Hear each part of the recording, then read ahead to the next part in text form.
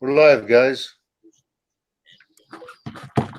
Welcome, everyone. Merry Christmas to all. Thanks for all. Kind of deal with the night, but we're going to. Our host is running a bit late tonight, so I am going to co-host for the time being. I've just texted her to see kind of what's happening. Tonight's going to be an eventful night. We are going to be discussing constitutional convention committees, how you can form one, how you can educate, what information to teach, and how to get people involved. We've created a document for this, which we're still kind of fine-tuning, because of course there's a lot to do, like, booking the room and advertising and trying to do all this that it's going to be affordable for everyone to do. Most of us are living paycheck to paycheck, can't afford to fork out a bunch of cash for this stuff. So I get to get started. I kind of want to wait for Brenda here. She's trying to get in the room. She's on Skype, and I don't know what the holdup is, but it's okay. We're moving forward.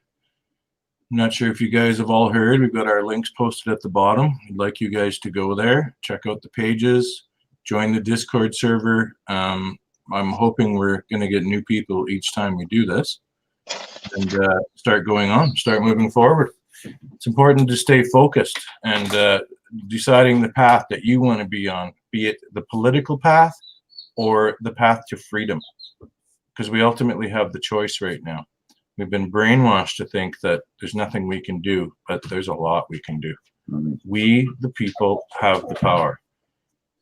We just need to unite and together resources and take on this enemy that we have in this landmass formerly known as Canada. As most of you probably know, Alberta is a country.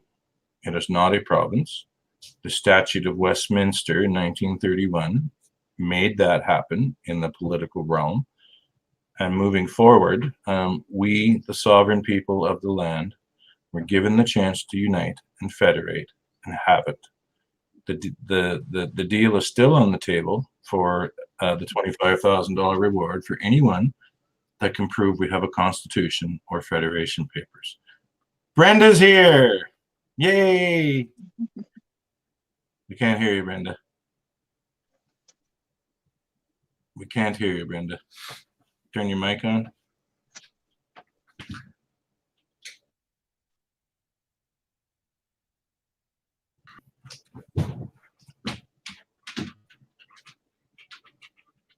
Brenda's having some technical difficulties. We still can't hear her.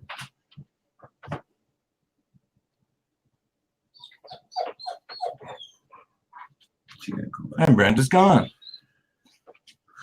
No links on YouTube. Yes, if anyone here would have gone to my Discord server, I just posted it in announcements.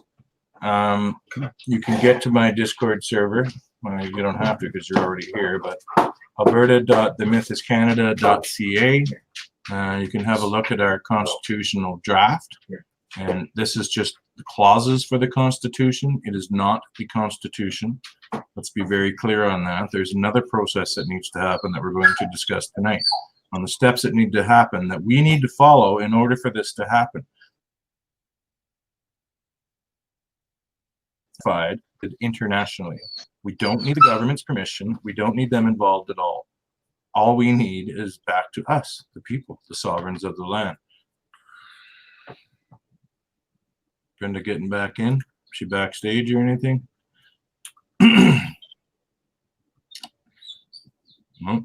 Oh, there's Ed. Not yet.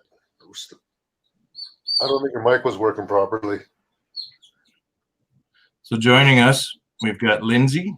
She represents Saskatchewan, Mythos Canada, Saskatchewan Constitutional Convention Committees. Lindsay's quite new to this and is learning a lot as she goes, but she's brilliant, doing fantastic. And the other fine young sir is Neil Maguda, who's here in Edmonton. Him and I have created a team. We will be say hello, guys.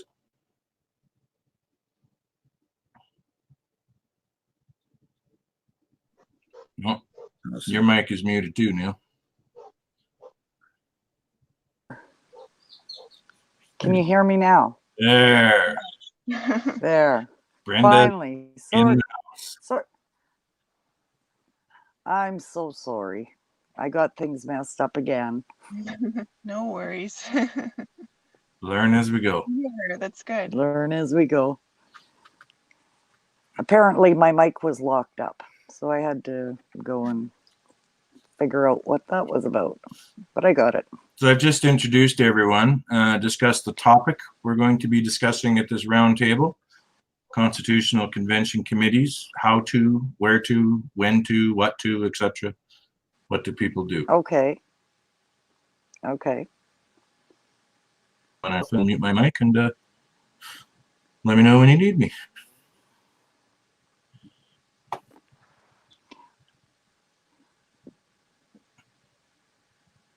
Uh-oh.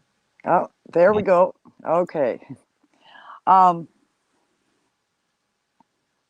to and when to. The when to is, on my end, is limited because I can only go Mondays. Whoa, what's happening with this camera? Anyway, my schedule is limited to Mondays. But for anybody else that's wanting to do meetings, they can have them any day they want. It's just I won't be able to come out for a meeting. So it depends on what whoever's setting the meeting up. What usually happens is people will contact me and they'll ask for help setting a meeting up. In that case, I ask them if they want me to help them, if they want me to come out to the meeting and do speak a presentation, then we have to limit that to whatever Mondays I have free. Other people can schedule meetings without me. That I'm actually encouraging that for people to start their meetings on their own as soon as possible. They don't have to wait for me. But if they need that extra body in the room, if they want the use of some of my equipment, that kind of thing, then we're limited to Mondays on my end. I'm not sure how anybody else runs theirs. I don't advocate that I am paying for all the venues. I ask that whoever wants to set up the venue, if they can set up the venue, set up the advertising, and I just come out and speak. So there was a couple of times where people did send me money so that I could pay for the venue, but I mean it was their meeting, and they just asked me to set it up. So that's what they did. They sent me some money and I set up the venue and I paid for it. I prefer if we didn't have to go that route, if I didn't have to take those extra steps. But I mean, you do what you can to help people get organized, and that's how I work it. How about, did you find that to be helpful for you, Lindsay? Yes, sorry, my mic was muted there. Yeah, I very much, because I'm new to this, like John said, and I don't feel confident presenting the information myself yet.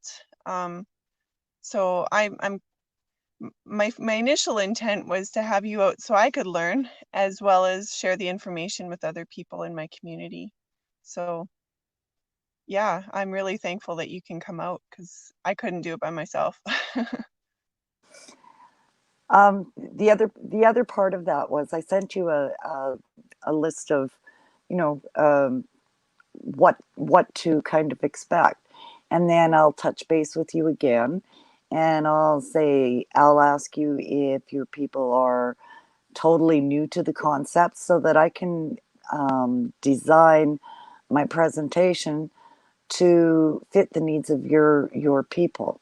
So if they're all first timers and they've never heard of the myth, they've never seen anything of our information, then I start at square one. And if a lot of your people are already familiar with the myth is Canada, then we go on to my second set of presentations. So that's how I gear up as to what we discuss at the conventions. The first meeting is giving them all the information from the Myth is Canada in a big chunk, and then I ask people to actually buy the videos so that they can go home and familiarize themselves with the tutorials and with the work that Doug has done at the Myth. On the second meeting, they already they have questions, but it's a different set. Then it's sort of like, okay, now we have the link to the document. I usually pass that link out to, or my email address, and then people can have access to the Constitution draft. Sometimes I don't even have a meeting for that. Some people have contacted me asking me for the link to the draft and are just working on it. So it just depends what works best in your area and what works best for you. It's whatever I can do to help get you guys started. That's how I tended to do things. Does that mean that I have to come to every one of your meetings? No, but I'll come as many times as what you need me to come. Right? So, because it's there's a lot to grasp, and if you're very serious about it, then you'll need 2, 3, 4 meetings with me, and then you're going to be fine on your own, right? And maybe then you can go out to areas that are closer for you. Right. And it makes it a little bit more efficient if people can be out there on a daily basis rather than just waiting for me on Mondays, and that's what I'm trying to do. I'm trying to empower as many people and create as many leaders as we can, because we need leaders in all areas. So welcome aboard. Thank you. Thank you.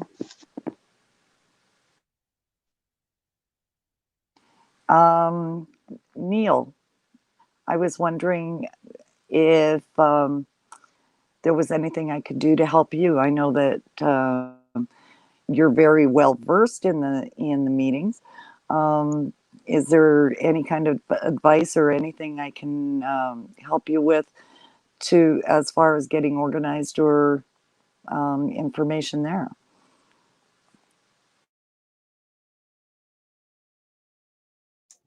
We can't hear you.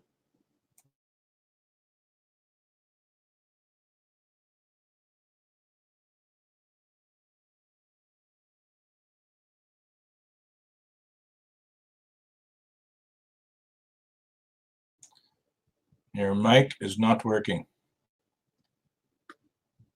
I think what the people might want to learn, Brenda, is the steps that are required to form another group, like us being in Alberta. Say we get 2 people out of Red Deer that want to start doing constitutional committees down there and teaching the education. How can they do that? And it's important for everyone to understand that you don't have to know the stuff like the back of your hand. You do have to get a hold of some people who do know the knowledge, like Brenda, like myself, like Neil, like Lindsay, and learn it in a more fluent language that we can understand, right? It is, I mean, we've all been out of school for a long time, but it's really not, it's not rocket science, right? And Well, there's kind of you can do it. there's steps that everybody kind of needs to take. You want to know what your rights are. You want to know, oh, just a minute. Give me 1 second. I'm off on the wrong track here. And I need to write I have my thoughts written down on that. And there we go.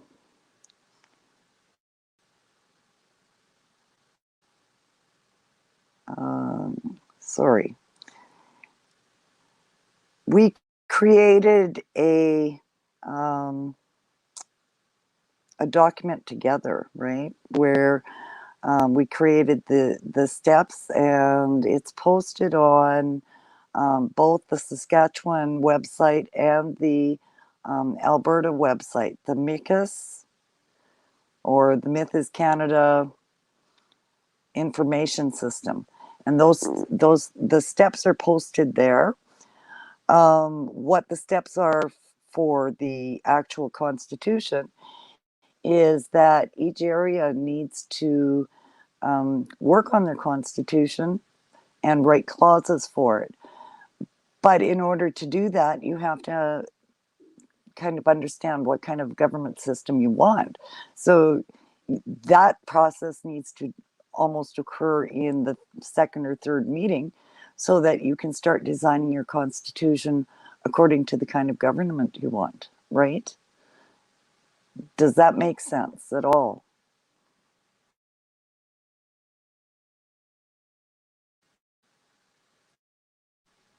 John?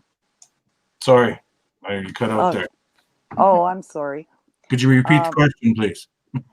I said, if you don't have a kind of governance in mind, how are you going to create your constitution?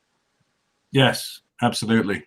And there's a Right? wonderful How do you video on YouTube to watch about the 5 different types of government.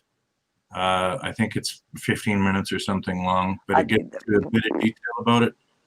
I showed that one in my second meeting. Yeah, yeah. Myself, Republic.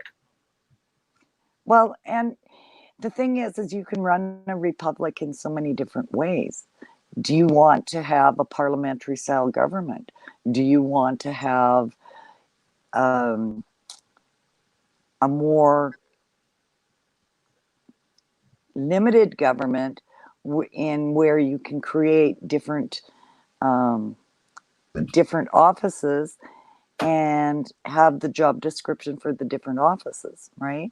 Mm-hmm. There's different ways that you can go about this where you can run a government very efficiently, and it doesn't have to be the parliamentary style type government. As long as you've got your 5 or 6 main positions, then and allow the individual areas to create and be their own. I mean, this all has to be discussed at your local levels and then brought up into a clause. Those make up your clauses for what type of governance you want, and then you join together in a larger group, and you do the same process with that. So it's not a cut and dried process. It's a process where you learn as you grow. So the first step is it has to be a joint decision with you and the people in your community.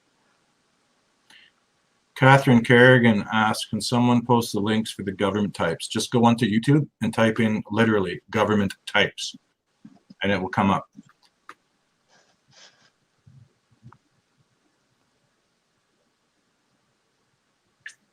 Very important.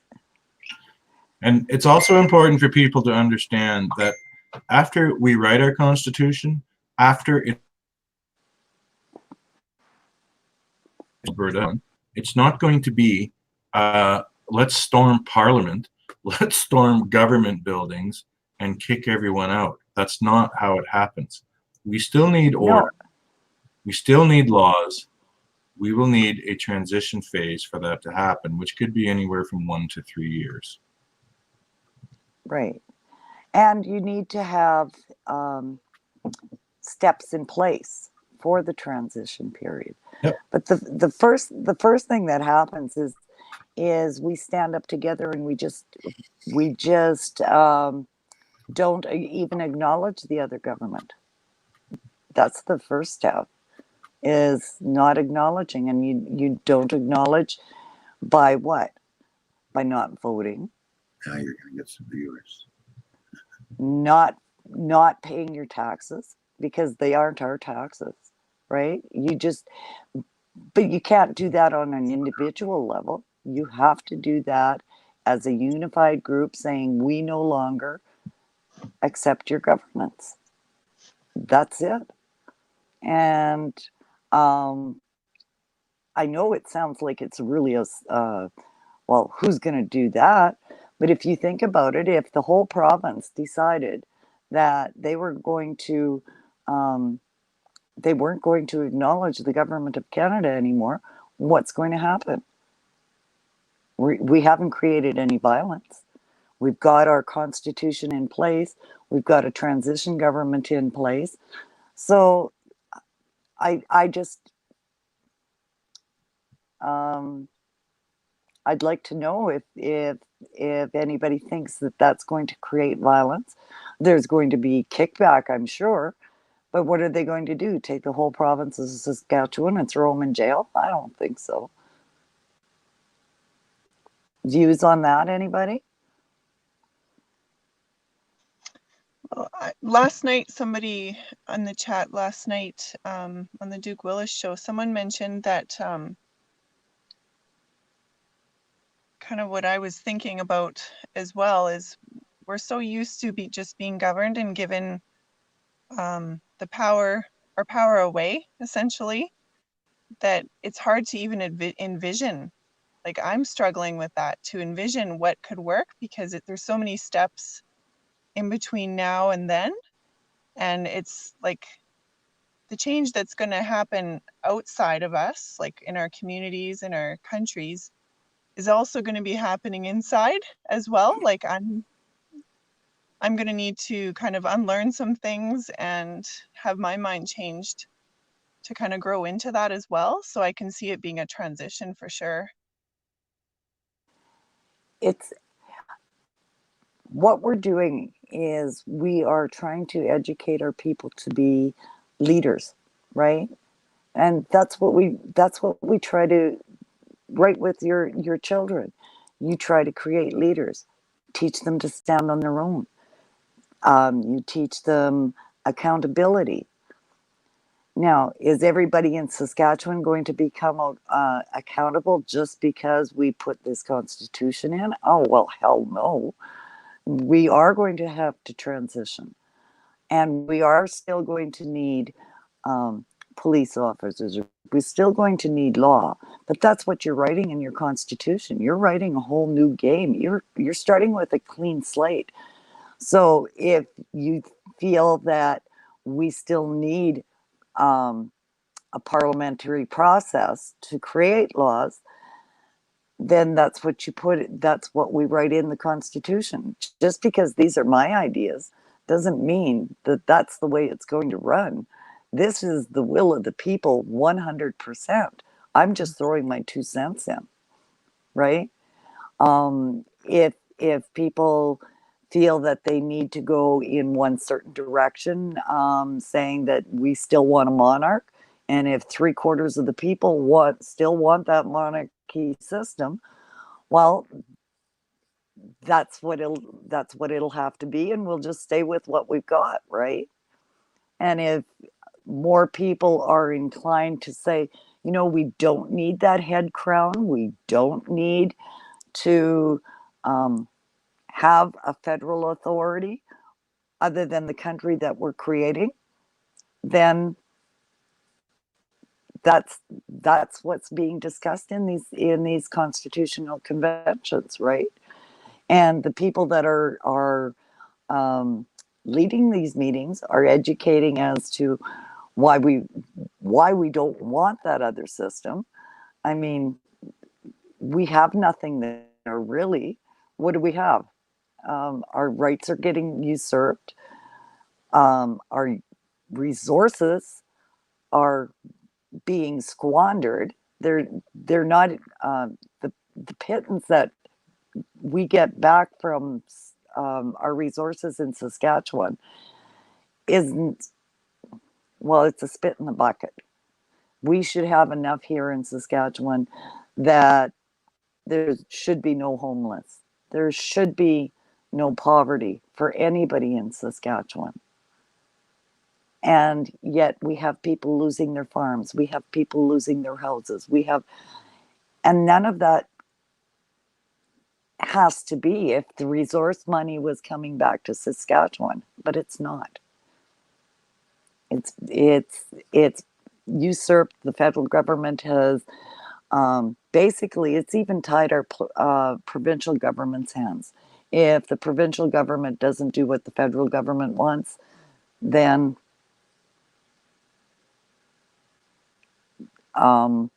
what happens? They enforce it. That's what happened with our healthcare system. Saskatchewan had a really, really good healthcare system back in the 60s before everything became federalized. And then the federal government said, nope, you're going to adopt the federal Medicare plan. And Saskatchewan said no when the federal government just started billing them for it. Right? So that's federal authorities usurping provincial authorities, and who's getting caught in it? We've got a worse medical system than we had then. And I'm sure you don't know what the 60s were like because you're pretty young. But and so when you see how the federal government is turning us all into a nanny state where, oh, we'll look after you, and then all of a sudden they don't. There's not enough money to go around. They're going broke. That's what we're preparing for, is when that fiat currency system bursts. Then where are we? What's the federal government going to do for us then? Nothing. We need to be able to be ready, and that's what we're organizing for. Is this going to happen overnight? No, I don't think so. But it needs to be done. It's work that needs to be done. We need to be prepared, or we'll suffer big time. I see a fair amount of aggressive comments in the chat about just taking our power back. And it's important for people's mindset to understand that we're in a day and age and that this can all be done without a drop of blood being shed. We don't want to use force. We don't want to beat people. There's a lot of police, judges, lawyers, doctors, all kinds of people that support what we do and can't come forward. And that's okay. The point is, we are at war right now. And our best tool, our best weapon right now is a pen. Why? Because of what our Minister. And it's important to understand the history, right? And like, you need this information to go to events to teach people this kind of stuff, and to show them that lawfully we can do what we're trying. There's 17,000 different groups out there. Not one of them offers a solution. with factual evidence behind it, like the Myth is Canada. Now, the Myth is Canada, I mean, we want people to participate, but we need to understand that it's a vehicle of information. That's all the Myth is Canada is. The constitutional committees are people like you and me getting together because we've had enough of this tyranny in our country. And, you know, hopefully this can happen in our lifetime. I believe that once we get the ball rolling here, we're looking at 6 to 8 months to get this done. But we can't do it forward. We need people like you to be leaders. We need people for all kinds of things, setting up chairs at events, donations, fuel, coffee, rooms to do it. We lucked out in Edmonton and found a room. There's no cost for it, right? Like back to the paycheck deal. We can only do and afford this within our means to do so. So it's important that everybody, you know, gets off the computer, starts finding people to have conversations with at your grocery store, at the swimming pool, at your kids' hockey, etc., and starting to wake people up. The Myth is Canada is getting to be a pretty big name in Canada. More and more people are learning about it, right? So we developed the MICUS system.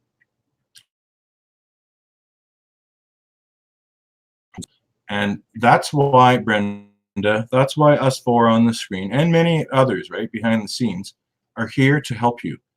You don't have to take this task on alone. We can explain it to you in a way that you will understand what happened so that you can go and teach that message as well to a new group, who can then teach it to a new group. It will explode if we can all do it. But coming forward is the problem. Alberta, we've got Neil and myself, and Saskatchewan, Brenda's got Lindsay and herself and a handful of other people. But I mean, this has been going on for a while. Why are people not getting a grip here? It's our very futures at stake. Read the UN Agenda 2030, Agenda 21. See what they've got in store for you. Global depopulation. Start checking out 5G. That's what's happening. And it's right in front of our faces, and we're ignoring it because so many people are in their bubble and think that they're safe and it's all great. My government's going to take care of me. Well, guess what? It ain't going to happen. We need to do something. We've got to get people motivated. I have several printouts that I take when I go to Safeway, Christmas shopping, go to Walmart, talk to people.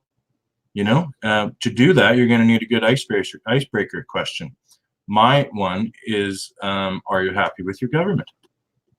Lots of people look at you strange because you already know the answer, but it's an icebreaker to start a conversation with this person, right? Some people listen. Some people actually respond, yes, they are happy.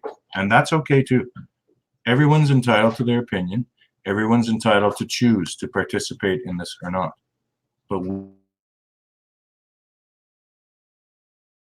to help us is to go to Saskatchewan.themythiscanada.ca and Alberta.themythiscanada.ca, where you can join the Discord. When you join the Discord, you'll be able to speak with Brenda and myself directly. We can get you hooked up. We can get you some information. There's a lot to learn. We've got all kinds of things to show people, but we need the masses to show it to. Our event on January 12th, we expect to be pretty good. And because we've been telling so many people about it, and it's everywhere. Unify the West may be joining us. There's a few people, other people as well, some 4 different groups. And, you know, like I said, we represent a solution, and we're very strict on that path because I don't want to play in the corporate side anymore. It's our freedom. I want to get our unalienable rights back. I want my kid to grow up and not have to worry about where he's going to get a job or what's going to happen to him, right?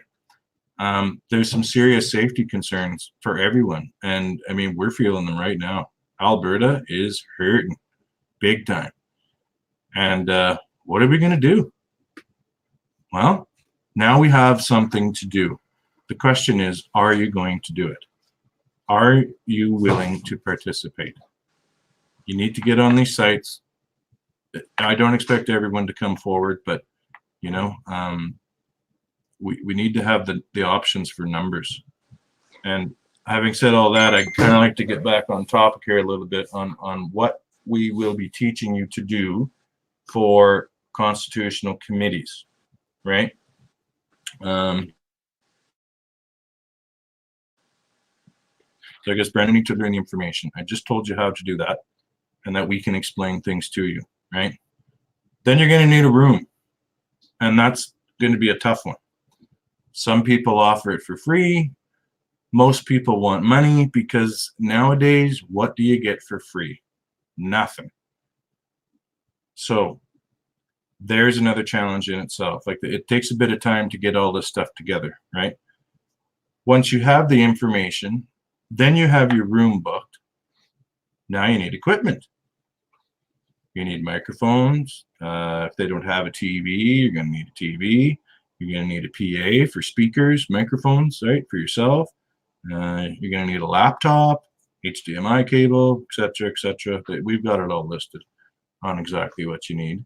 You're going to need to meet our historian or one of them. We expect they'll last about 3 hours with a break, a recess about halfway.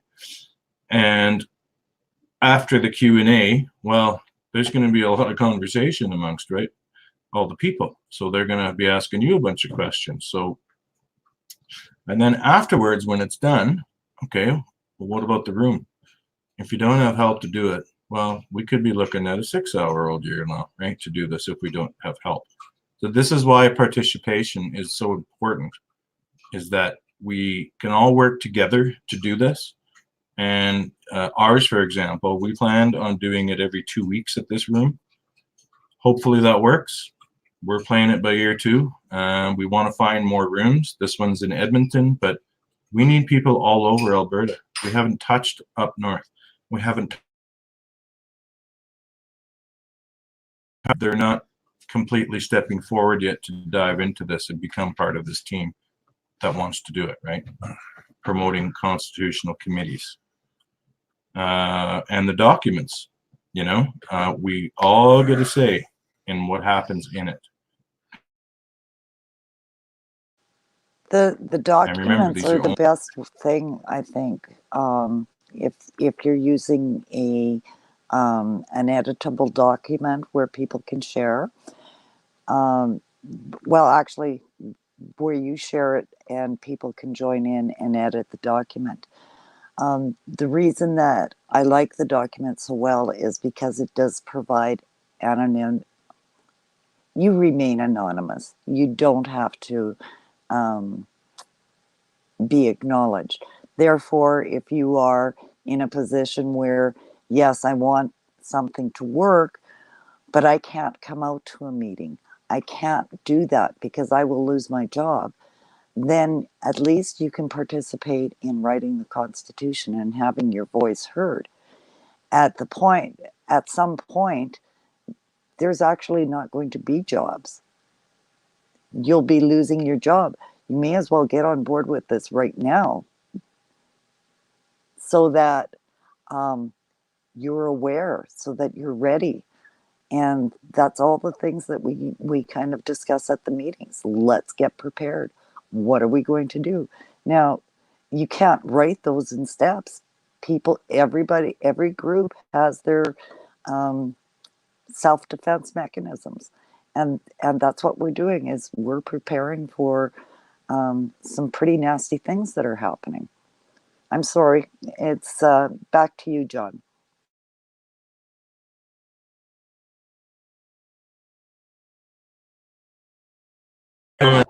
Facebook user, I don't know who it is. Hey, that's your luck. Hey, guys.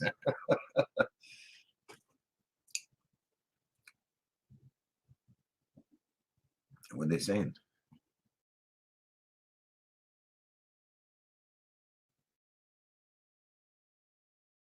How's Neil doing down there? Did you get your mic fixed? I can't see what's going on. I can't hear anything. No. What's your take on this, Lindsay? And this is your first ever, and you haven't even had a meeting yet. We've really thrown you into the deep water. As an outsider looking in, what do you feel about the steps that we're taking? Let's ask you that. Sorry. Yeah, like I think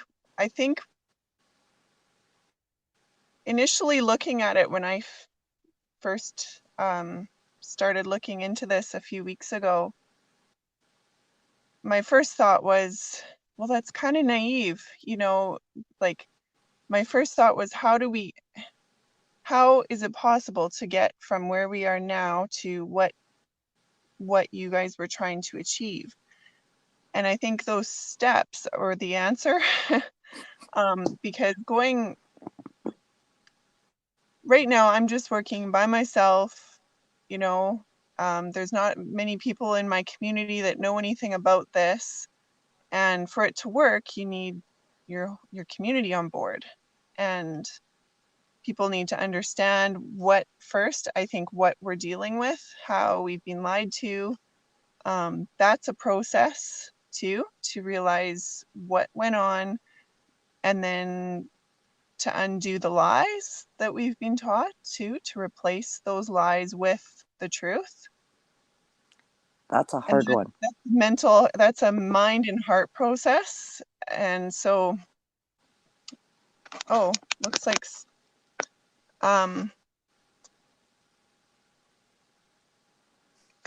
sorry, someone said they can't hear me.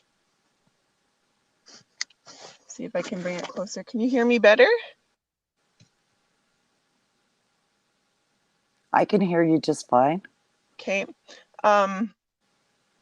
So I think that's, introducing people to the information in the meetings gives them a safe environment to learn the information, but also to say, wait a minute, this doesn't make sense. How could this be? But at the same time, be able to share concerns and questions among community members. And I think some ideas can come out of that as well. Right. We're Yeah. not expected to know all the answers. What we are doing is we're brainstorming. That's what these meetings are about, is this is our problem. What are we going to do about it? We've been lied to since 1931. What do you want to do about it? Some people don't want to do anything about it. Yeah. Right? And that's the way that is. But if we want to move forward, we find more people like us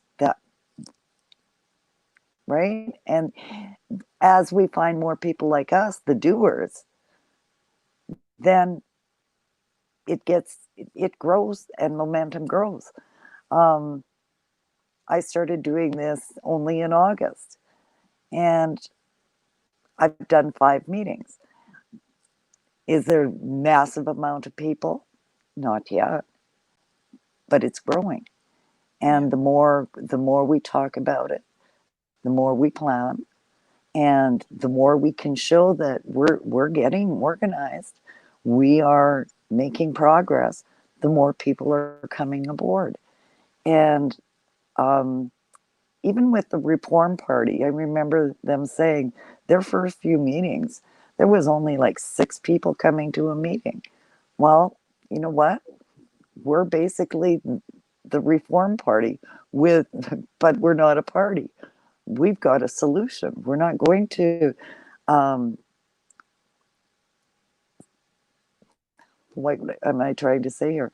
We're presenting a viable, peaceful solution that is of the people, by the people. It's not going to happen without the people. Yeah. right? So we're essentially proposing an idea that can work, and it's up to the people to decide to choose that or not.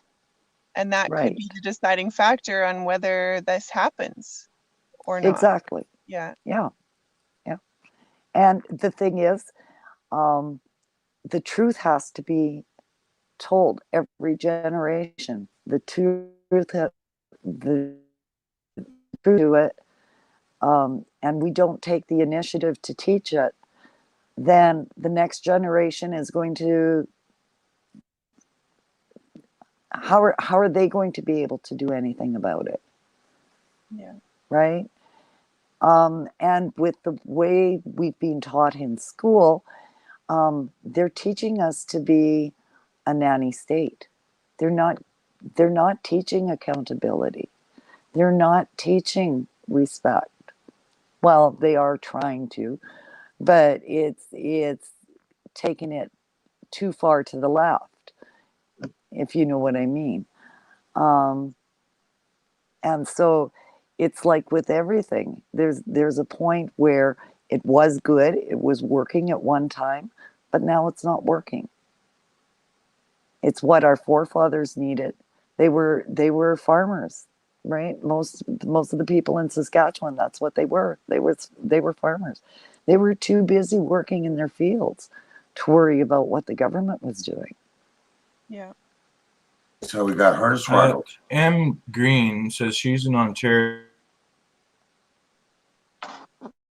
group that I go to alberta.themythuscanada.ca, join the Discord server where we're getting people from across the country on there to find out what is happening in your province, your country. This is where we need people to come forward. And quite frankly, if we only get one person off of this show, well, that's one person more than we had before this. And that's one person that's willing to step up to the plate. And I tip my hat to you, lady. And in reference to what you girls were saying earlier, we've never done this before. We're going to make mistakes. This is our first time. If anyone in the listening audience, Facebook, YouTube, anywhere out in land internet, thinks they can do better than we are, I challenge you to step forward. We will gladly hand over the reins. Step forward and do it. Especially in the information that we know and how to portray it to people on their level. We don't want people who are going to hammer information down people's throats. We want it to be explained to them on their level so that they understand, so that a truck driver will understand, a farmer will understand, a doctor will understand, right?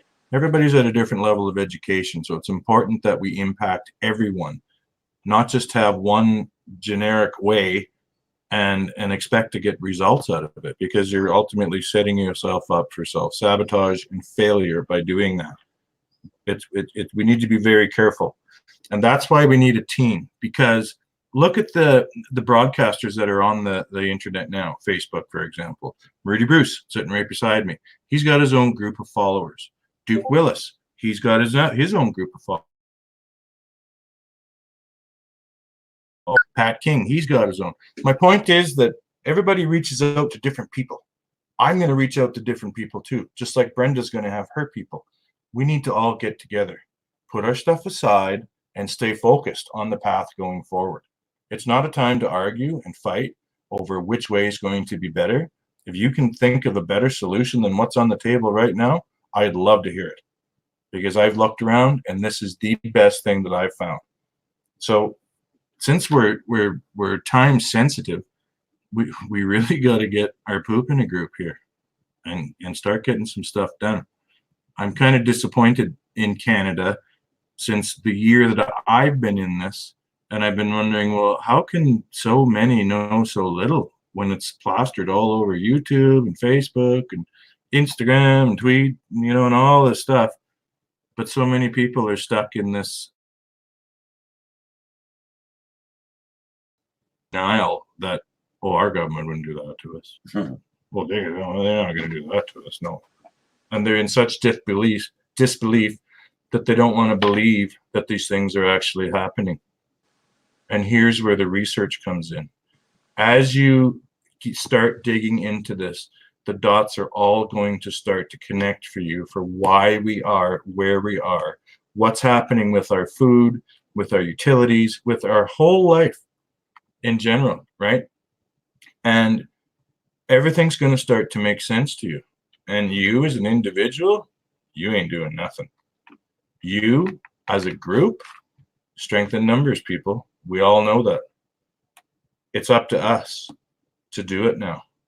My kid, my 8-year-old kid, drew up a Mythos Canada Christmas decoration. I should show that again. To do this whatsoever. He just knows that daddy's involved in this stuff and daddy's fighting for my future. And for a little boy to want to be creative like that and draw this picture, and I think it's awesome, right? It's the only one in Canada. There you go. And it's interesting how it impacts our kids. Not to mention our kids. Who's happy with the education system? Who's happy with the UN attending our high schools?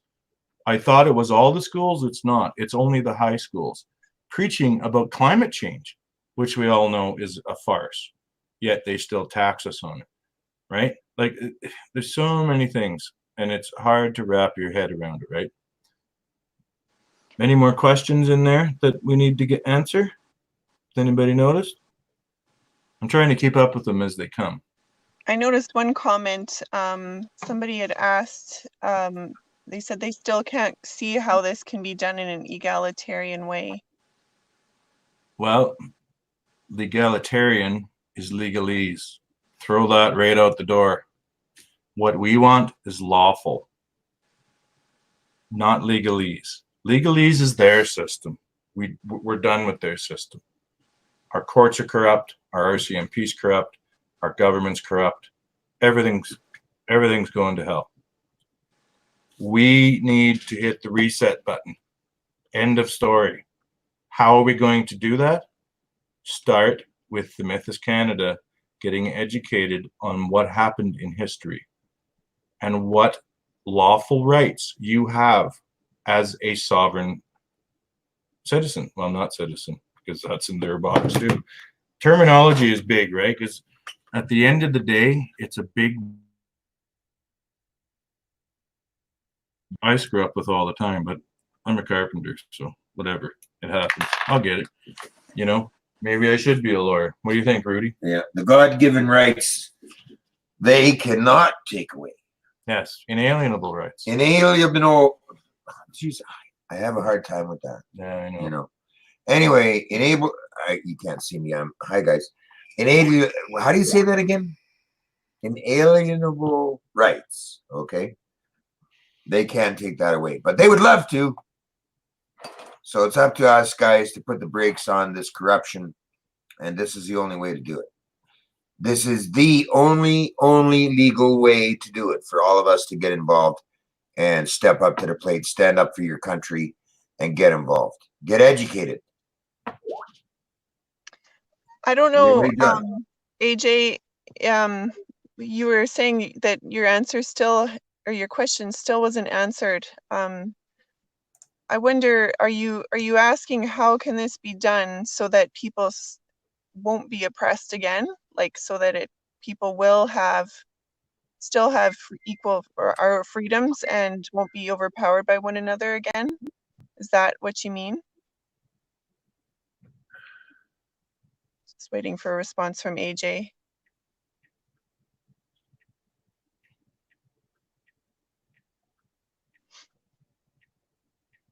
She said, made my point exactly. So I guess that's something that I've wondered too, is how do we prevent that from happening? Again, prevent ourselves from creating what we're trying to break free from. Well, can she hear me? Yeah. There was a flaw, Doug, with the flaw in the American Constitution. So the that's why they have a rampant corruption problem, because when they did that Constitution, they put in a flaw, okay, and you'd have to refer to Doug Force. He could tell you about that.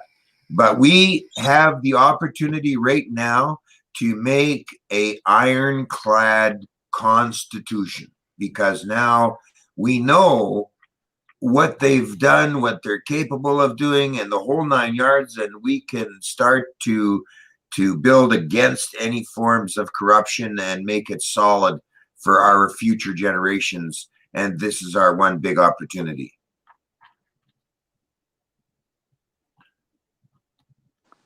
So then I guess my next question would be, do we have lawyers working on this to make sure that we're wording it properly so that Lawyers it can't happen again? Lawyers are there's a corruption going on in the bar or something like that. That's right.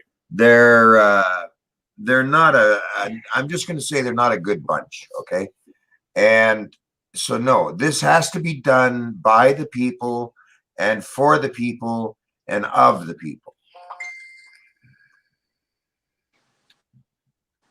This needs, our constitutions need to be in language that everyone can understand. And we don't need a lawyer to interpret it for us. It has to be worded in such a way that it means what it says and says what it means. And there's, I've lost the name of it, but there's a type of language. Doug Forrest mentioned that a fellow writes contracts, and he uses this form of its normal English language in his contracts. And I'm going to have to ask Doug. I can't remember the name of it, but I will get more information on that regarding the type of language to use in the Constitution, where it is totally understandable by all. And one of the things that we should be looking at doing is the things that we're using to teach each other and our communities about those steps also need to be applied to what we want to be taught in the schools. The first thing that happens is when you start letting other people look after things for you, and you don't take responsibility for what's going on in your community, you're falling asleep, you're laying down. And that's what our society has been like. I'm sure that things weren't this, what can I say? Sorry. It wasn't as pronounced back in the 60s as what it has been since the repatriation and that's exactly what happened. In 1982, Saskatchewan went from being a sovereign government to being a corporate government. And the corporate government, the corporate personhood, has basically stolen our sovereignty from us. I think that's the best way I can put that. So in order to change that system, we actually don't want that system allowed in our country anymore. It doesn't allow for people to represent themselves. And I think that's the best way I can answer that. Does anybody else want to jump in on that? Well, there's been a lot of talk about what we're going to do with the Constitution, and our Alberta Constitution, our rough draft of unalienable rights.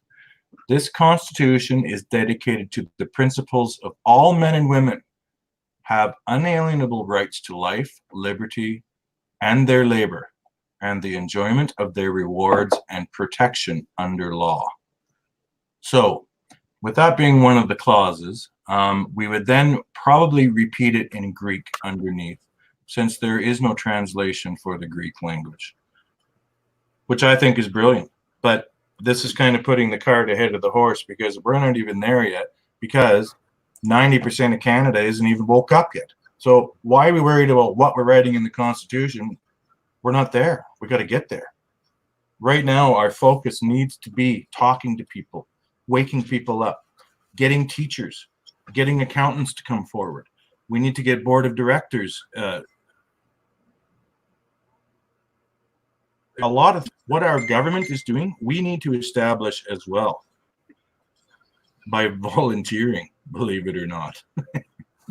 How crazy is that? But nonetheless, we've got to do it. Look at us four on the screen right now. And, you know, a dozen people otherwise that you've watched, like Jamie Nixon, Doug Forrest, Duke Willis, blah, blah, blah, right? All the guys.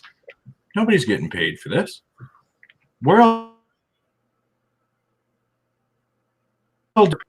this landmass known as Canada.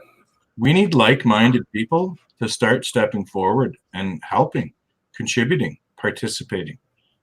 Because we're not going to be able to do it by ourselves. You got to start caring for your country. Yeah, you got. Or you're not going to have a country. Yeah, you're not going to have a country. Wherever you're living, wherever you viewers are in this audience, how's the work situation in your country? How about the amount of taxes you're paying?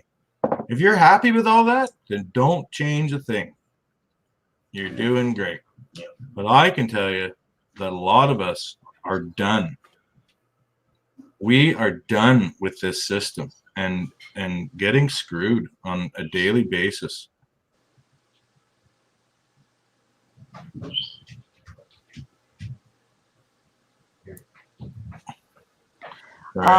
As far as unalienable rights, people are asking, what are they? Well, it's your God-given right for freedom of speech, freedom of thought. It's your God-given right to for liberty. Liberty. What is liberty? That means that we have the right to a governance of our choice. Is that what we have right now? If you think about it, do you really choose this system of governance? Are you happy with what they're doing? And can we hold them accountable? And if you can answer, yes, I'm happy with them, and yes, we can hold them accountable, then I'm thinking, okay, well, I'm not seeing that in my part of the country. But if you think that you can hold your government accountable, I would like you to check with, look up the Little Child case and see exactly what the people of Wetaskiwin were told when they tried to hold their MP accountable. You can't. They have no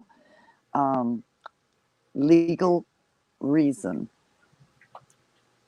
to even ask your opinion of what they're doing. It's nice that some of them do, but do you know what? I'm not sure that people, did everybody want the GST? Did everybody want the carbon tax? We're all fighting against it, but guess what? It came down anyway.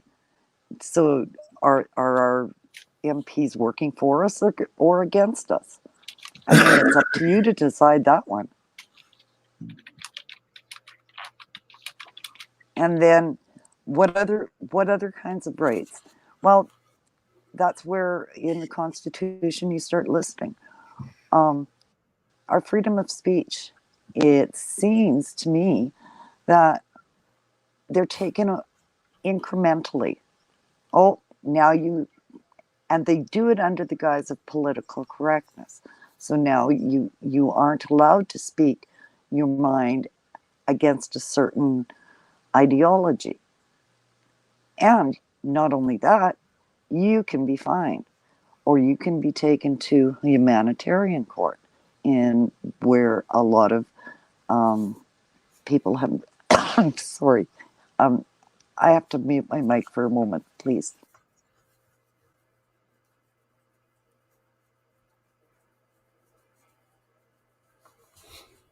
Can you hear me, John? There.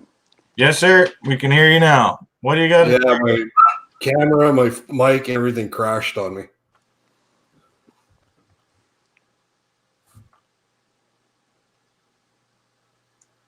Anything you'd like to add? I'm just watching some of these comments people are making. If you're going to keep doing it, guys, you're just not getting it. Time for you to go back and start over again. AJ from Ontario. If you're not getting it, go back to the myth, start reading more. You can leave your email. I'll send you information as well. It's just, I'm watching all this stuff and it's everybody, oh, well, we can't do this. We can't do that. Oh, I don't get it. Go back and start reading again. It's not the hardest stuff in the world. It's stop over analyzing it. I've been doing this now for 5 years. I had to get in contact with Doug, which helped me put time and dates in the right places. A lot of information. I've taught a lot of people. They got it within the first hour of reading certain things. It's not over analyzing everything. You overanalyze, you start messing yourself up, and you're going to go, well, we can't do it. We're separate. We're going to cause conflict. The conflict's already there due to our government.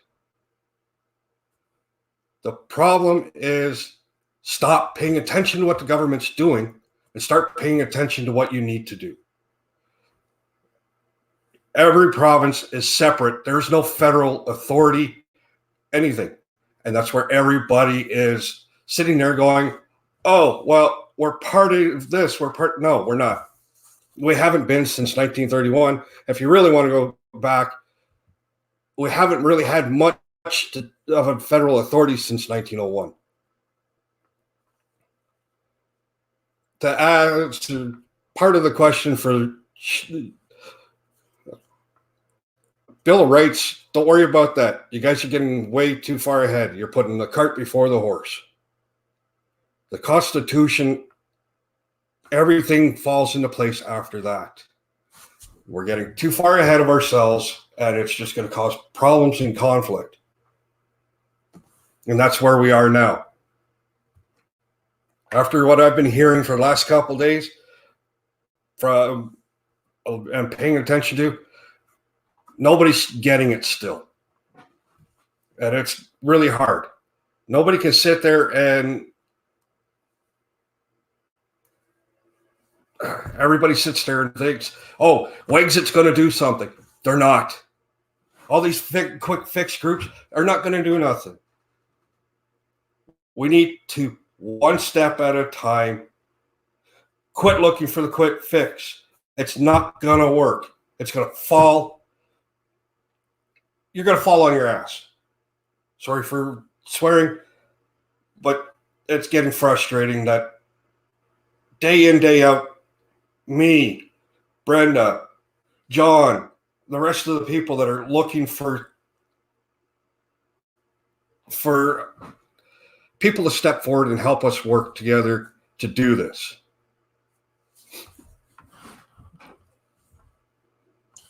It's important to understand, everyone. I mean, yes, it does get a bit frustrating. And I saw a comment there that Neil was talking down to this lady, and that was not the intent at all. And we apologize for that.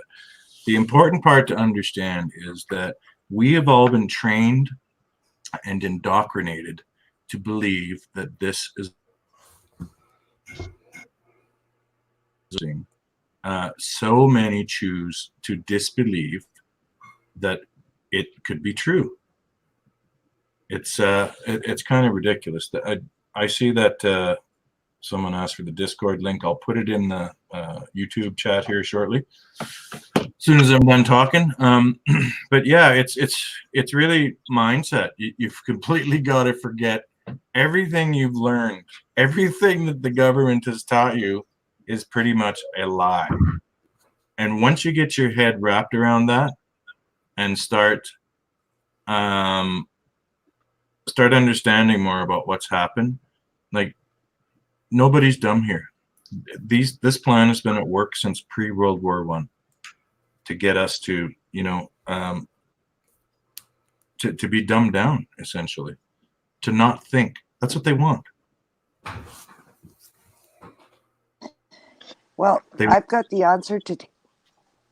Somebody mentioned about Kenny starting up a constitution. Well, guess what? The only thing that Kenny can do is another statute. He can't write a constitution of the people, for the people, by the people. And I think that this is enough. I really hope they decide to open the Constitution. It would be really good, because now they're bringing forth, they're going to have to admit that they fabricated a queen. They're going to have to admit that they fabricated the letters patent. We have to call them on it. That's what we have to do. It's our duty as people, of knowing people, to shed our scaredness. I'm scared. I don't like public speaking. I don't like doing live feeds. I'm doing it because I want to. And there's my video. It's gone. Sorry about that. And so I'm making mistakes. I don't think fast on my feet. I do better writing, where I can review the words I'm saying before I say them. But I'm doing what I can. I'm providing ideas. I'm providing support. That's what I do. It's what I do naturally. And when people want to resist, they're going to resist. That's fine. You have to let them learn at their own rate. There's going to be people that aren't interested. That's fine. Does that mean that we have to become disinterested? No, we find more people like us, the doers, the ones that can see the unjustness, the ones that are downright upset about what's been taking place in the last 80 years. Those are the people that will make this happen. The other ones, well, I mean, they'll jump on board once we've got critical mass, but until that happens, then we just keep on going. Just keep our path, keep our steps, keep educating, keep talking. It's talking. It's not preaching. We need to engage our people in a manner that they like to be engaged with. So if you have someone shy, you don't blowhorn them in the face. You offer them a shy way of being able to contribute. Like, here's an anonymous link. Add some clauses. How do you really feel? They may not be able to speak out how they really feel, but they might be able to put it on paper. They may not be able to even put their words on paper, but they'll go out and they'll build you a sign, right? They'll go out and make sure that the air is in, your tires are inflated so that you can go on to your next speaking engagement. So it takes all kinds of people. Just because not everybody is out in the forefront like us doesn't mean that we don't have cooperation and support. It just means that people aren't ready to do what we're doing. Does it mean they don't want us to do what we're doing? No, I don't think that's what it means at all. They're just not ready to take the the forefront. If I could say something kind of in AJ's defense, she did say earlier that she was asking process questions, and I think those questions are valuable for us, because I'm the kind of person that when I hear somebody speak, my mind goes into all possibilities of what that could mean, and I need to know, okay, so what about this and what about that? And I think that we do need to respectfully deal with questions patiently with people who not only are asking challenging questions, but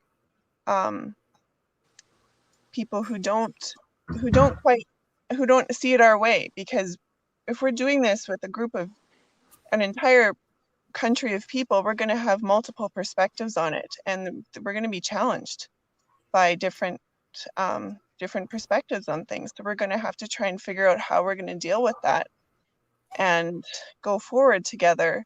AJ did also say that she'd be willing to start something up in Ontario or work with the local. So I think we do need to try and work together.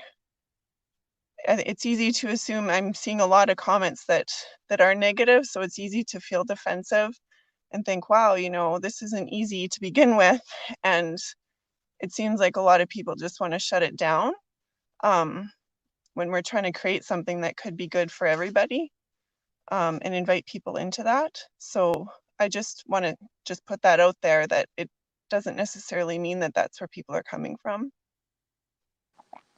AJ, I'd like to address your question too. You have to do what is comfortable for you, right? And if that means that you have to put your back up against stuff, that means you have to do that. And that's what we're doing. We're building our own muscles. We're strengthening our own muscles by coming forward. If I was scared to speak out, and I was, I'm thinking, well, how am I going to be of any help to get rid of this government if I'm scared to speak out? If I'm scared to contribute? So I started with writing because I'm still not a good speaker. I don't consider myself to be a good speaker. But I do consider that anything that is worthwhile doing is going to be hard, and this is worthwhile doing. And yes, everybody learns at their own speed. Everybody does things in their different way. Is there one way to do it? No, there's lots of different ways. And we're inviting everybody to come to the table and participate in their way, in a way that you feel comfortable. That doesn't mean that you're not loyal, that you don't want good things for the country. It just means you have a different way than I do. If you're not comfortable speaking, that's fine. We can help you. We can help you grow your legs. We can help you become strong. That's what I do. I build people up. I don't knock them down. And that's what Lindsay does. I think that's why we hit it off so well. Is we're here to help. We feel that writing the Constitution is the only peaceful way to gain our country back. But if you want fast, go get some guns. And that's another way. There's tons of different ways. We're looking at a peaceful, let's include our neighbors. Let's get our neighbors together. That's the Saskatchewan way. You deal with stuff with your neighbors. Somebody breaks a leg or winds up in the hospital at harvest time. Guess what? You see 14 combines out there taking off that field, right? That's what we do in Saskatchewan. Yeah. And that's why it works so well here. And that's why we love Saskatchewan. Yeah. I grew up with that. Yeah, exactly. And but the thing is that that concept won't work in southern Ontario because they don't have the same they don't have the same experiences, right? So what will work in Lindsay's area or in AJ's area, she would have a better understanding of what will work out there than what we do. So but what we do is we build up that person to be strong enough to submit those ideas to her neighbors, right? Yeah. That's how we help you. Yeah. I'm done with the speak now. um how do you feel about that, Lindsay? Is that the approach that you like taking too? Yeah. Yeah, I mean, I, people can't see it, but I'm shaking through this. And just like last night's talk too, I have a lot of anxiety with speaking, and I tend to feel like I need to go in fully knowledgeable of everything because I'll look like a fool if I don't. And I think that comes from people expecting other people to answer all of our needs or questions, just like we've handed over our power in our government. Um, Exactly. and Exactly. I don't have the answers. I'm just starting, and my first thought was, if I'm going to do this, I need support, and to be built up, or I won't be able to progress. I need help with the confidence and just knowing it's okay to make a mistake and it's okay to not know everything. And you had said to me, I don't know everything either. I'm still learning too. And but when we go into a presentation, we learn alongside with our neighbors, with the people we're presenting with, and we're not the experts, Right. and that's not the goal. The goal is to have Exactly. everyone working together. I agree. I agree. And I'm sorry if I put you on the spot. I didn't mean to do No, that. It's just no, not at all. when I'm dealing with somebody new, I like to understand, and I ask my students this: how did this go over? How did that go over? How did you feel about this? That's how I do things. I like to include people's perspective. I like to include people's personalities. I like to include their background. And if I knew everything, good grief, my head would be like, I don't know, the size of my house. You wouldn't be able to live with me. So, and it's good that way. You see me looking at, oh, I wrote that down somewhere. I know I had it up here, and then all of a sudden my brain just says, yeah, well, I'm not working for you right now. It takes a holiday. But does that mean that um, I don't understand? No, it just means that I'm at a loss for words in this moment because I feel like I'm being under attack. My heart races every time we do this, and it's okay. And it's okay. It shows we're real. We're Yes. not the politicians. We're the real people, and it comes through in our hearts and in our intent. It shows. Yeah. Yeah. Back to you, John. It's interesting as you look back in history how Canadians have grown so far apart in terms of, remember the days when you used to be able to go to your neighbors for a cup of sugar, etc. And so few people can do that now. And it's because I believe it's because that's what we've been trained to be diverse, to not unify. And I think we're at a golden point in history where we are able to completely turn things around in Canada from what they are to what they could be. Equalization payments alone in Alberta, for example, if removed, every Albertan would receive the impact do you think that would have on our economy? I think it would be pretty good. we have the potential to be doing so much better. And it's interesting that more and more people don't want to get on board. Yes, every country is different than the West. That's right. I'm from Ontario. I was born in Ontario. From what I hear, down in Toronto, things are doing great. You could walk across the road and get some sort of job, driving truck, building buildings, things are doing not bad there. Here in Alberta, the jobs are getting far and few. We're finding a lot of fake ads out. When you research the companies, they just don't exist. The numbers are not in service, but you can email a resume. So we kind of want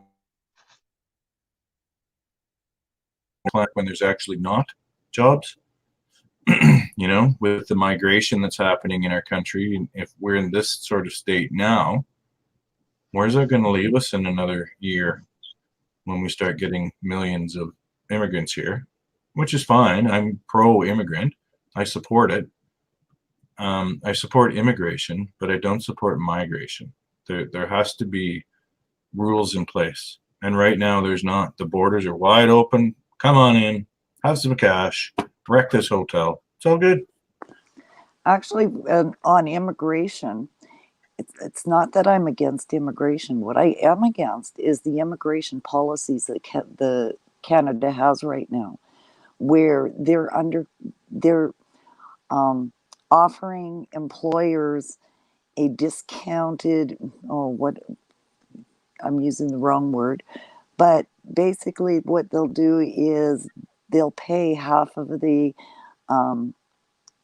person immigrating. If you hire an immigrant, the government will pay half of that person's wage. So what does that do to the Canadian job market? Of course, if I was a business owner, I would hire immigrants because it makes good sense from a business point of view. If I can get the same kind of work done at $1,000 a month as what I can at $2,000 a month, what do you think I would do as a business owner to keep my business afloat? I would. I'm almost forced to hire immigration over a normal Canadian because I have to keep my business afloat. So the government has put us all in a really, really bad situation, pitting us one against the other. And I mean, there's lots for everybody, but not the way it's being handled federally, not the way it's being handled provincially. There's lots to go around. It's just that we're getting pushed out. We're getting put onto the reserves now. And that's sad to watch. And I totally, what do you do? It's the government policy. And to say that I'm against immigration, no, I'm not against immigration. I'm against this policy that the government has put in place. I'm done with that subject now. We can address that in a constitution. All the problems that society is having, we can address in a constitution. We can address all those problems, but we can't address them by ourselves. I can't write a constitution by myself. We the people. Go ahead. So Ed says we're off topic. So can we come back onto the topic that we're supposed to be on? I'm not sure.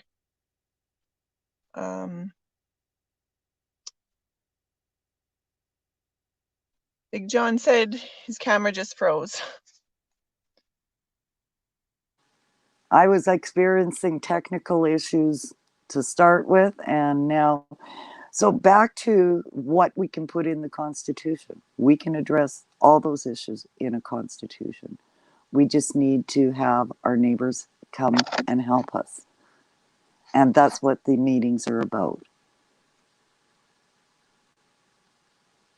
And that's what those meetings are about, is addressing those issues.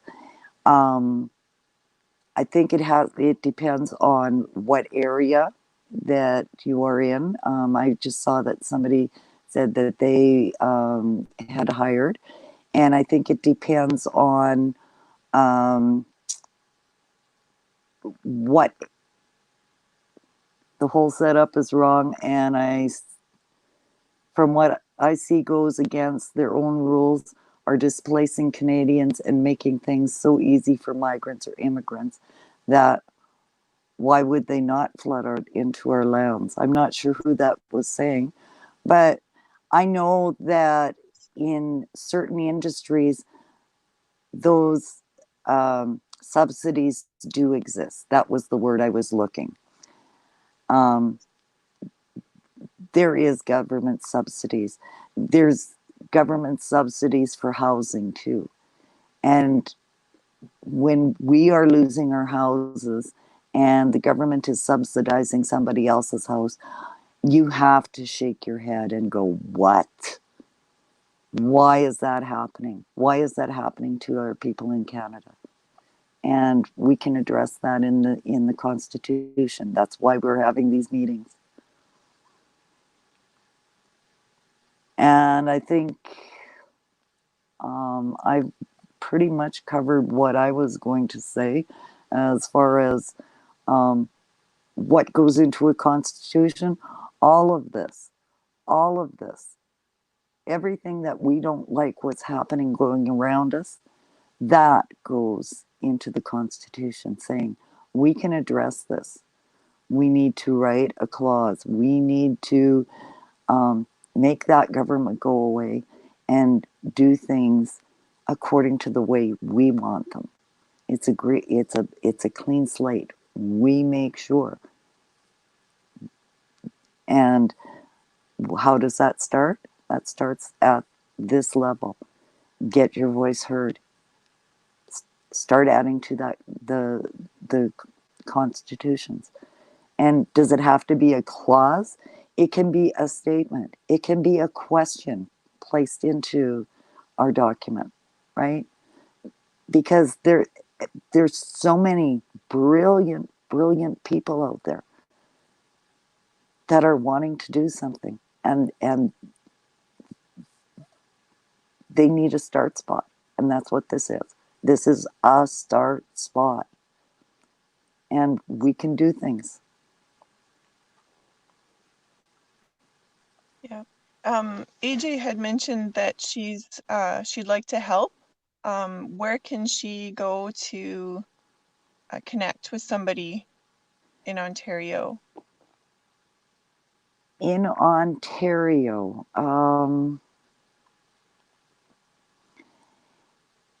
I believe Duke Willis is starting something. If she reaches out to us in Saskatchewan, we can get her organized so that she can create her own meeting. And then we can help her with materials like that if she wants to reach out to us here. And then we can find as many people as we can. I know Justin Long is in Ontario, but he's in the Hamilton area. And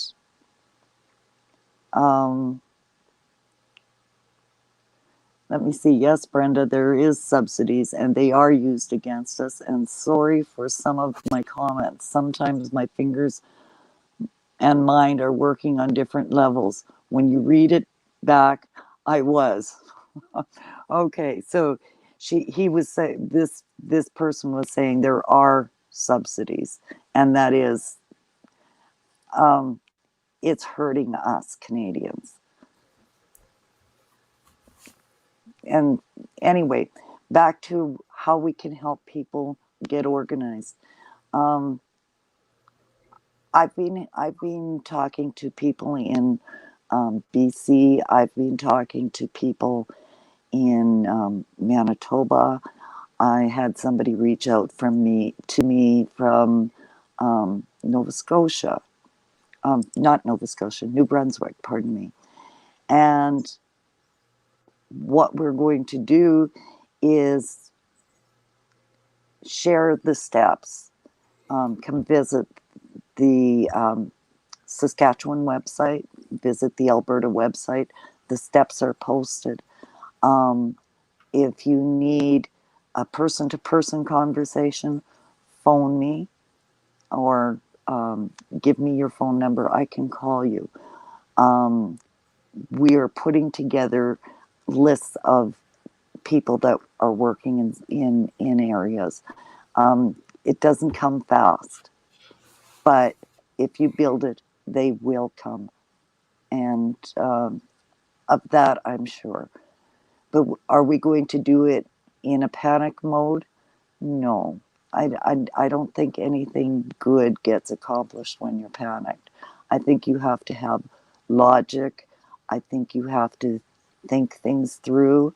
And I believe that people need to feel assured that what we're doing is absolutely within our authority, that it is legal, and that it is lawful. And that I can guarantee what we're doing is lawful. The authorities that be haven't shut down our pages because we're spreading misinformation. My page hasn't been shut down, and I've been spreading all of the stories. I haven't been spreading a lot of propaganda. I don't advertise for I need donations. I don't advertise for any of that kind of stuff. And I think that's where a lot of people, there might be 20 really good points and 20 facts. And if one tiny thing is just off by a half a second, your page gets shut down. You get locked out, right? All you had to do was share one article that wasn't totally truthful, and you're shut down, right? If it's not verifiable, um, fact checkers, right? So a person has to be accountable for what they do, and they have to be aware. So what we can do to help AJ, what we can do to help people is reach out and talk to any one of us that strikes a chord with you, because you know what? Not everybody can listen to me. You're much easier to listen to, Lindsay. I love listening to you talk. I Right? find it easy to listen to. Well, and so, but am I? Does that make me any better than you? No, it makes me reach a different audience than you. And you will reach a different audience than me. And that's all we need. We need tons of people to reach tons of different audiences. Mhm. Yeah. Yeah. Exactly. And work together as a team. And just Yes. because you're 6 provinces over or 3 provinces over doesn't mean that I don't have the same feeling that you're going through what we're going through, because we're all going through the same thing, all of Yes. us. And we all need to stand up on our 2 legs, and let's stand up for the people of Canada, not the government of Canada. Let's stand up for the people of Canada. We can do that. Yeah. And I mean, I agree with you. I mean, just hearing last night, Neil, about that, did you say you have 2,300 people on board in Alberta? I'm dealing with about 3,200 a day. Wow. Emails, my group. Yeah. Only the breaks I get is the weekends when they're not actually blowing up my email and stuff. Yeah. But I actually seen a good question here from David.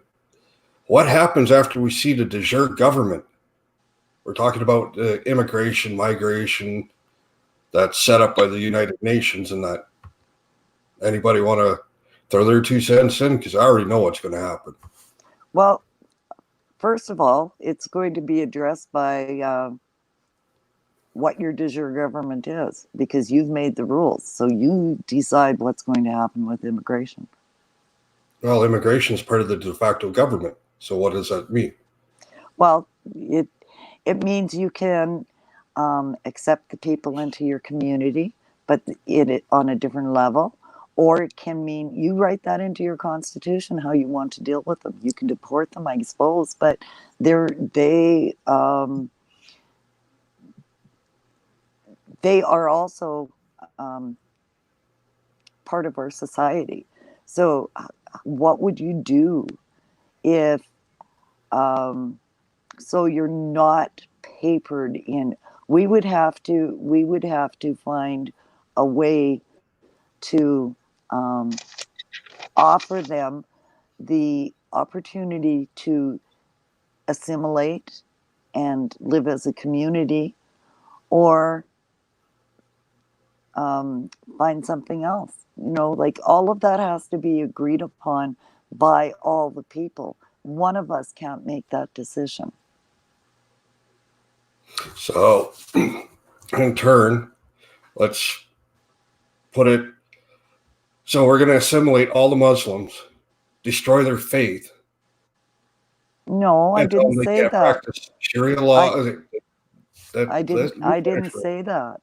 I said we have to decide. They will be part of it. If they're Canadians, they're part of this.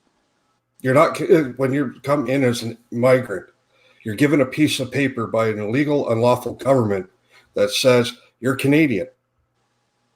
Okay. If you're born on this land, then you're part of whatever country you were born. I see the angle that you're getting at now. I wasn't getting that angle.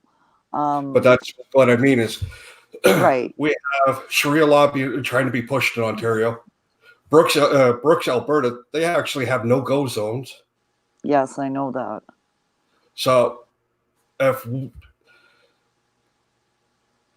including one, so we're going to run part of our country as Christian faith or Catholic, whichever. Well, then we have to allow them to practice their own religion. Well, here's the thing, is we don't make the decisions. That's made at that community level, right? And then it gets brought forward to the table. The way the process works is each community does their constitution. Then it comes to the subcommittee level. Then it comes up to the convention level, right? So it's got to pass through lots of different levels before it becomes a statement in the Constitution, right? So when somebody says what happens when we see the de jure, well, we can't answer that because we don't know what kind of government our de jure is going to be, right? That's where a lot of people have been talking to me about church and state. Mm-hmm. Right. Or, well, we got to have God, and I've been dealing with it for about 3 days now in my group. People, we have to include God. No, God and state are two separate entities. We cannot put both together. Look at the conflict the United States are having. Okay, well, do you know what? That also gets hashed out at the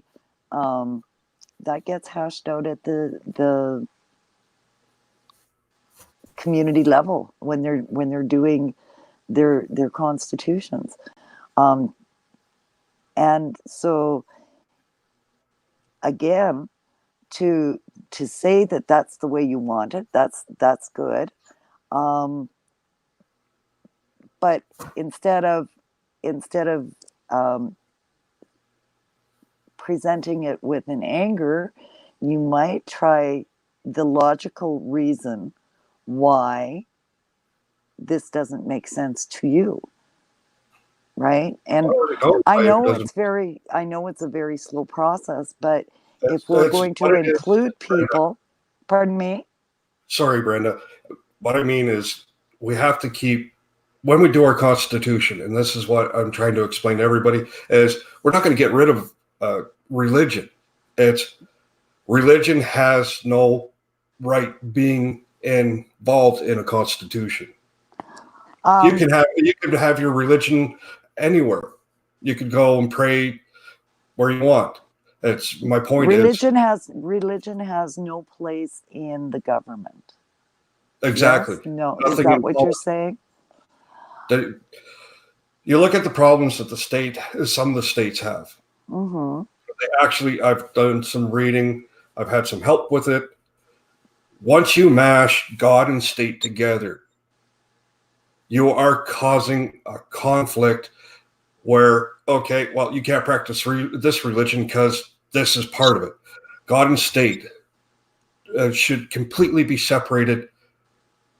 First one that's going to go, oh, well, what about God? Look, we got to keep it out.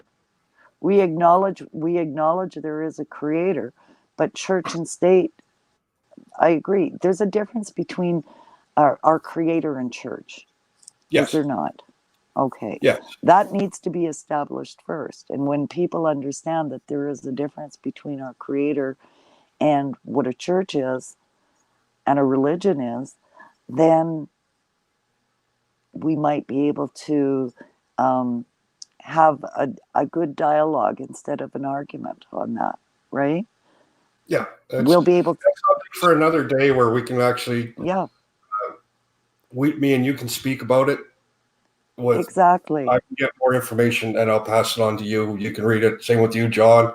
We'll just pass it around and we'll talk about this amongst ourselves. I agree. I'm not saying I don't disagree with you, John. I do agree. Church and state need to be separate.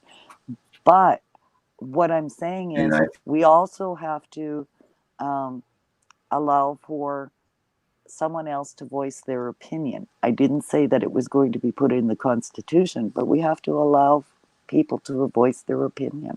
Yeah. But when we can get, like I said, the four of us will get a conference together on Skype. I'll try to get some stuff together through after the Christmas towards New Year. Yeah. And we'll sit down. I'll send it to you guys and we can all talk about it. Right. Yeah. And this stuff doesn't have to be discussed as a live feed on Facebook. But I thought it would be nice to have the audience see the kind of discussions that we have and the things that we are trying to accomplish. And how do you allow them to have a look at what we're doing without showing them? Right? So this is a way of showing it. Does it have to be done this way every time? No. So this here, people, is exactly why we have an editable document. So that you can come on to the document and have your say on what you think should be in there. It's not like we don't get to write the Constitution, us four. Everyone has their own opinion. I mean, you put 10 people in a room, good luck trying to find the same pizza that's going to make everyone happy.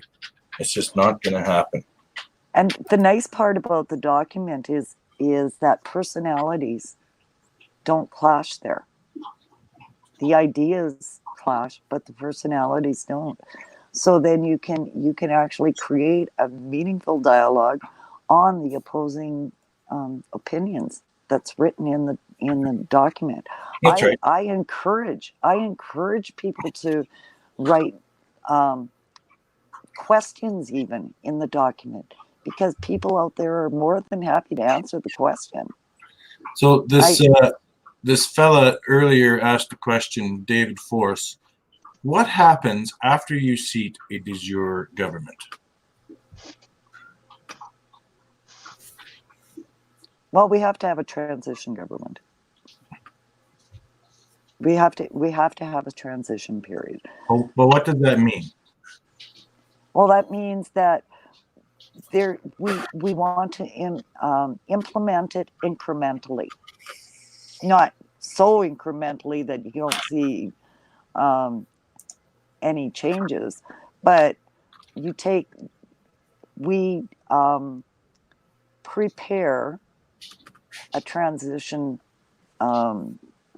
period where, okay, the first year we are going to implement these steps. Those need to be, again, taken after the Constitution is written, and you make your transition steps. You make a plan for that. What those steps are going to be, I don't know, but you make a plan for it. Well, And as our Constitution grows and we know what kind of governance we're actually going to be implementing, of course, you can take more concrete steps. and this is my opinion only, how I would like to see it happen. I would like to see, after de jure government is established and is put into power, eventually babysits them and dictates to them what they can and can't do. And the phase out starts to happen of them losing their power and the de jure gaining all of the power. You know what I mean? That will that be possible? Well, I would love that to be possible. yeah, but it would be great. I can't see the politicians sitting there and taking orders from us. I just can't see that happening. But if we've established de jure government, they don't have a choice. No, they don't. But I mean, they would probably end up behind bars, As they should be. as they should be. Yeah. Yeah, What they've done to this country. exactly. I mean, lying deceitfully for how many years? Yeah.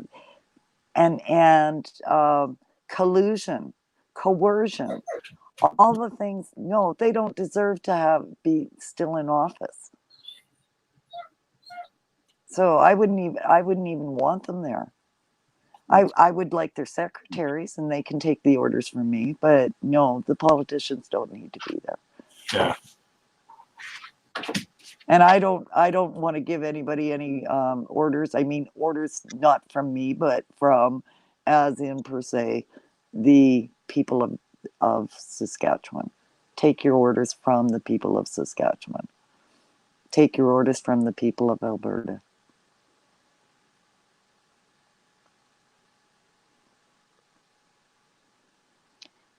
Anyway, we are going on to 2 hours here. Yes. I believe that this was a good roundtable. It was a good discussion, bar the technical challenges and a few trolls, but I think on the whole, I think we did all right. I'm pleased, and I'd like to say Merry Christmas to everybody, and thank you for tuning in. I guess, but thank you for inviting us into your home, and thank you, Ed, for facilitating this. And I'm just going to say good night. I'll stay here and watch you guys say good night as well.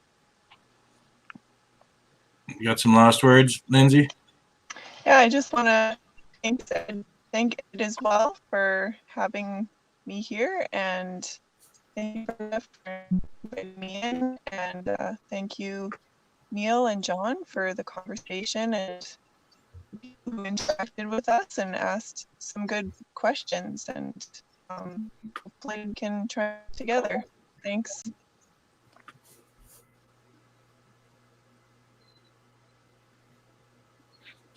Neil? I'd like to apologize to anybody that thought I was singling them out in this discussion. I wasn't. Just getting very passionate about trying to get more people on board. If there's anybody that needs some help, leave a comment. I will get in contact with you with my email. I can send you documents, some other stuff. And Merry Christmas to everybody. John, Lindsay, Brenda, Ed.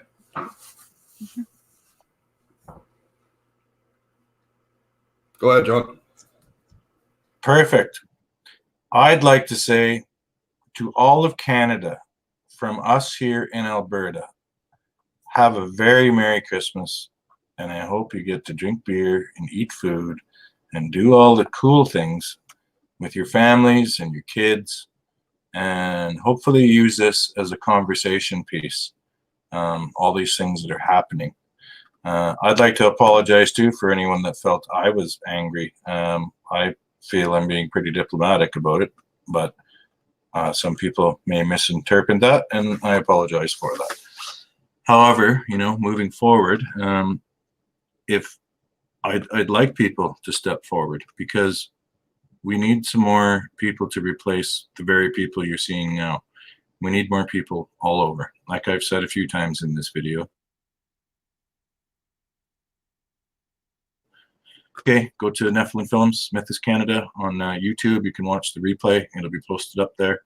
If you're in the Discord group, we can put it in there as well. Just let everybody has it. And stay strong, Canadians. We're going to do this. It's going to happen.